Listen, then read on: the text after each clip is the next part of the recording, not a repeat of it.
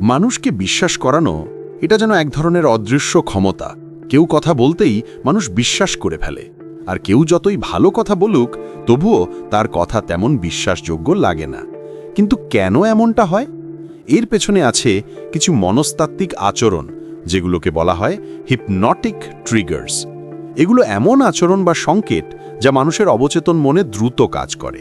আমরা বুঝতে না পারলেও এসব সংকেত আমাদের মনে বিশ্বাস, নিরাপত্তা এবং সংযোগের অনুভূতি তৈরি করে। আশ্চর্য হলেও সত্যি, মানুষ সচেতনভাবে নয় বরং অবচেতনভাবেই বিশ্বাস করে। কেউ যদি আপনার সঙ্গে কথা বলতে বলতে খুব ধীরে মাথা নাড়ে, হালকা হাসে বা আপনার অনুভূতির সঙ্গে মিল রেখে ফেসিয়াল এক্সপ্রেশন দেখায়, তাহলে আপনি তার প্রতি দ্রুতই একটি নিরাপত্তার অনুভূতি তৈরি করেন। কারণ আমাদের মস্তিষ্ক মিরারিং আচরণকে বিশ্বাসযোগ্যতা হিসেবে ধরে। এই মিরারিং হল হিপনটিক ট্রিগার্সের সবচেয়ে শক্তিশালী কৌশলগুলোর একটি। ধরুন, আপনি কিছু বলছেন আর সামনের মানুষটি মন দিয়ে শুনছে, চোখের দিকে তাকিয়ে আছে। অনেকে ভাবে এটা শুধু ভদ্রতা, কিন্তু এর গভীর মনস্তাত্ত্বিক শক্তি আছে। চোখে চোখ রেখে কথা বলা মানুষের মনে গভীর আস্থা তৈরি করে, কারণ চোখ অবচেতনভাবে আমাদের বলে দেয় কে সত্যি কে মিথ্যে। তাই চোখে চোখ রেখে কথা বলা একটি শক্তিশালী হিপনটিক ট্রিগার, যা মানুষকে মুহূর্তেই আপনাকে বিশ্বাস করতে সাহায্য করে। আরেকটি গুরুত্বপূর্ণ ট্রিগার হলো ব্যক্তিগত গল্প বলা। যখন আপনি নিজের জীবনের ছোট কোনো অভিজ্ঞতা শেয়ার করেন, যেমন কঠিন সময়, চ্যালেঞ্জ, ছোট ভুল, মানুষ আপনার প্রতি সহজেই সহানুভূতিশীল হয়ে ওঠে।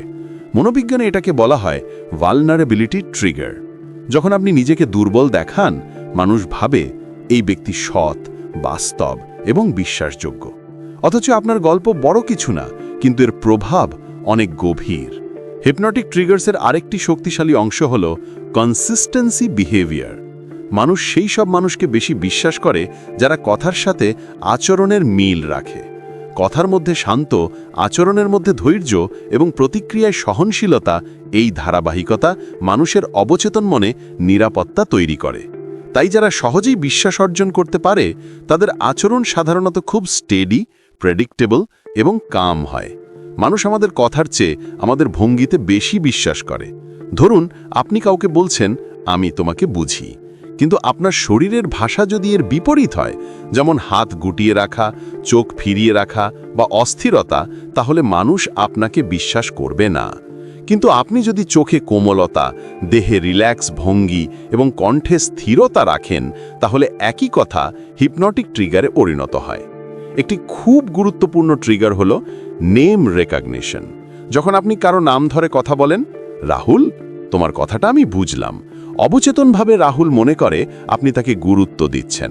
নামের শব্দ মস্তিষ্কে ইনস্ট্যান্ট ইমোশনাল ইম্প্যাক্ট সৃষ্টি করে। এজন্য নেতারা, সেলস বিশেষজ্ঞরা, এমনকি থেরাপিস্টরাও নাম ধরে কথা বলা বেশি ব্যবহার করেন। এবার আসা যাক ইমোশনাল ইকোয়িংয়ে। ধরুন, কেউ আপনাকে বলল, আজকে খুব খারাপ লাগছে। সাধারণ মানুষ উত্তর দেয়, কেন? কিন্তু হিপনটিক ট্রিগার ব্যবহারকারী বলবে, শুনে মনে হচ্ছে আজকে তোমার মনটা সত্যিই খারাপ। এই ধরনের ইমোশনাল ইকো মানুষের মনের সঙ্গে সঙ্গে সংযোগ তৈরি করে, কারণ এতে মনে হয় যে এই মানুষটি আমাকে সত্যি বুঝতে পারছে। এবার আসা যাক কণ্ঠস্বরের দিকে। হিপনটিক কমিউনিকেশনে কণ্ঠস্বর একটি শক্তিশালী অস্ত্র। নরম, ধীর, স্থির কণ্ঠস্বর মানুষের নার্ভাস সিস্টেমকে শান্ত করে, এবং এই শান্ত অবস্থায় মানুষ দ্রুত বিশ্বাস করে ফেলে। এই জন্যই মোটিভেশনাল স্পিকার, হিপনোটিস্ট বা ভালো কমিউনিকেটরদের কণ্ঠস্বর সবসময় শান্ত, রিদম বেসড এবং প্রভাবশালী হয়। আরেকটি ট্রিগার হল কন্ট্রোলড পজেস।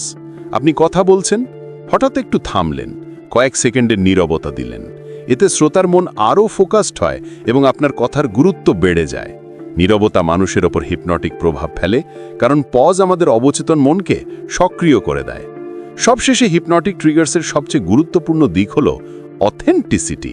আপনি যতই কৌশল জানুন, যদি আপনি আসল না হন, তবে কেউ আপনাকে বিশ্বাস করবে না। কারণ মানুষ সবসময় নিখুঁত নয়। স্বাভাবিকভাবে ইমপারফেক্ট মানুষকেই অধিক বিশ্বাসযোগ্য মনে করে। তাই নিজের সত্যিকারের ব্যক্তিত্ব, স্বাভাবিক হাসি এবং সহজ সরল আচরণ, এগুলোই দীর্ঘমেয়াদে মানুষকে আপনাকে বিশ্বাস করতে সাহায্য করে। মানুষকে বিশ্বাস করানো কোনো জাদু নয়। আপনি যদি mirroring, eye contact, vulnerability, steady voice, emotional ইকোয়িং এবং অথেন্টিক বিহেভিয়ার বজায় রাখেন, তাহলে হিপনটিক ট্রিগার্স স্বাভাবিকভাবেই কাজ করবে। এগুলো শুধু সম্পর্কেই নয়, নেতৃত্ব, ব্যবসা, সামাজিক যোগাযোগ সব জায়গায় আপনাকে আরও প্রভাবশালী করে তুলতে পারে।